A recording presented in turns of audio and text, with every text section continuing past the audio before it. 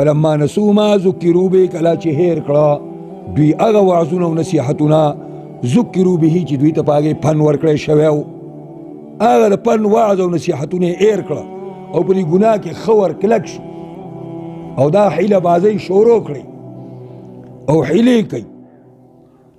مولانا شبیر احمد عثماني په دې ځای لیکلي دي، یا دې نه پته ولګېده چې د الله په دربار کې حیله بازۍ نه چلېږي. دې مولیانو ته وایي دا تاسو چې لږ ډېروئ په دې قبرونو کې، دا ته چې لږ شی ډېرې دا چا سره راټګي کې، دا حیله چا سره کې؟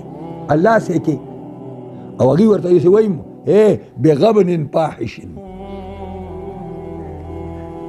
بغبن فاحش، په ډېر لوی تاوان سره چې دې سړي باندې خو ډېر منځونه او رجوع دي او دا پیسې کمې دي، خو موږ یې ډېرو او دا ډېرول موږ د غریب دپاره هم کوو او دا موږ د سرمایهدار او جاګیردار او کروڑپتي دپاره هم کوو. بیا لیکن د مولیانو چل باندې پوهېږئ اسقاط شته. ګورئ اسقاط حق دی.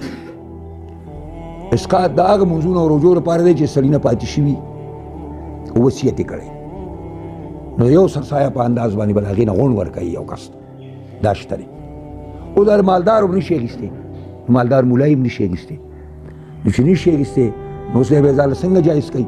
نو چې دغه چورلندې پې وکړي، دغه چورلندې یعنې دا دیوبندیان یې کوي او د دیوبند په فتاوه کې دا لیکلي، ما هلته پرته ده، د دیوبند په فتاوه کې دا لیکلي دي چې لا اصل له، د دې لاسونه چې پرېږدي د دې هېڅ اصل په شریعت کې نشته.